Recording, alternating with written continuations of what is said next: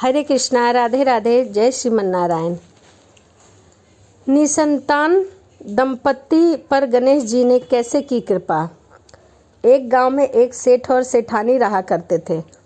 वह बहुत ही धार्मिक प्रवृत्ति के थे और गणेश भगवान के अनन्य भक्त भी थे। वह दोनों बिना चुके हर बुधवार गणेश जी का व्रत रखा करते थे और शाम को 11 ब्राह्मण को भोजन खिलाने के बाद ही अपना व्रत खोलते थे। उनको पूजा और पाठ में बहुत आस्था थी। सेठ जी का काफ़ी बड़ा परिवार था।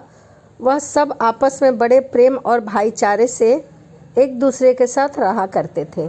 लेकिन सेठ और सेठानी की कोई संतान नहीं थी। इस विषय पर परिवार और गांव के लोग आपस में कानाफूसी किया करते थे।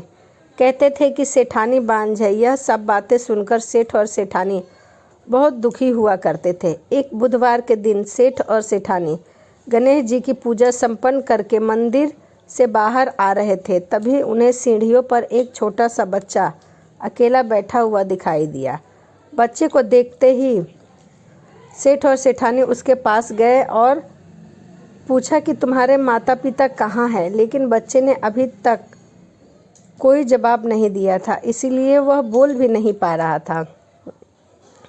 वह दोनों बच्चे के पास शाम तक बैठे रहे। तब तक पंडित जी और सेठ जी के नौकरों ने पास जाकर बच्चे के माता पिता को खोजने की काफ़ी कोशिश की, लेकिन उन्हें बच्चों के माता पिता या बच्चे खोने की कोई भी खबर नहीं मिली। फिर पंडित जी सेठ और सेठानी को बच्चा अपने घर ले जाने के लिए कहा और साथ में यह भी कहा कि अगर बच्चे के माता पिता यहाँ पर आते हैं तो मैं स्वयं उन्हें आपके पास ले आऊँगा।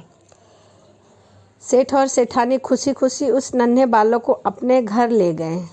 सेठानी ने बच्चे का नाम अपने आराध्य भगवान गणेश जी के नाम पर गणेशा रखा और बड़े लाड और प्यार से उनका पालन और पोषण किया। कुछ दिनों बाद उसी गांव में एक ठग पति पत्नी आए। उनका इरादा गांव के सबसे अमीर आदमी को ठगने का था। वह दोनों ठग गणेश मंदिर की सीढ़ियों पर जाकर बैठ गए और सोच विचार करने लगे। कुछ समय बाद वहां पर पंडित जी आए और गांव में अनजान लोगों को देखते ही उनसे पूछा कि क्या आपका बच्चा खो गया है। दोनों ठग तो चोरी चकारी के बहाने ही ढूंढ रहे थे, इसीलिए उन्होंने तुरंत कह दिया हाँ। तब पंडित जी ने कहा, चिंता की कोई बात नहीं है, आपका बच्चा एक सेठ जी के घर में पल रहा है। और पंडित जी उन दोनों को सेठ जी के घर ले गए। गणेशा के माता पिता आए। यह खबर सुनकर सेठ और सेठानी बहुत दुखी हुए। सेठ जी ने उन दोनों पति पत्नी को एक रात के लिए अपने अतिथि गृह में ठहरने का आदेश दिया। अब वह दोनों ठग सिर्फ मौके की फिराक में थे और उसी रात सभी लोग सो जाने के बाद एक एक करके सभी कमरों की तलाशी लेने लगे और तलाशी लेते लेते वह दोनों तिजोरी वाले कमरे तक पहुंच गए। छानबीन के वक्त होने वाली छोटी मोटी आवाज़ों से सेठ जी का एक नौकर जाग गया।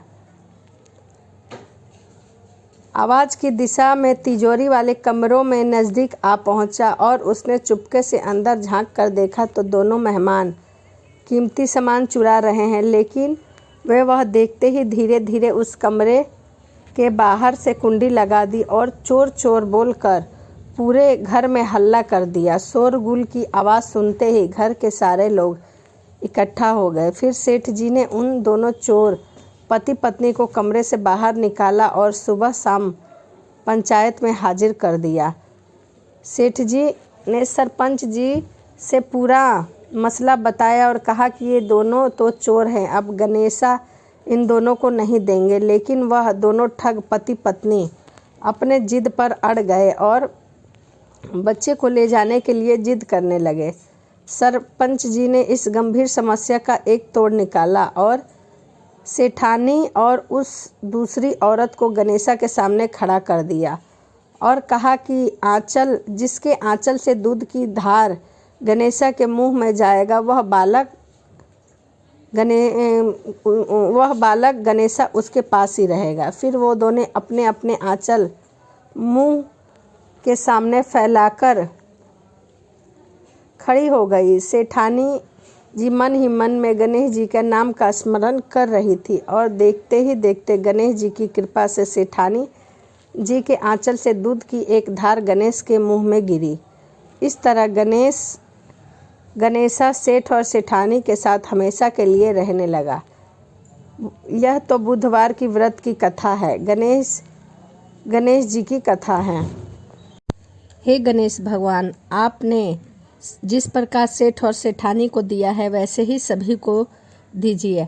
आपको यह गणेश जी की कथा कैसी लगी कमेंट के माध्यम से हमें ज़रूर बताएं। चलिए मिलते हैं अगली वीडियो में। राधे राधे, जय श्रीमन नारायण।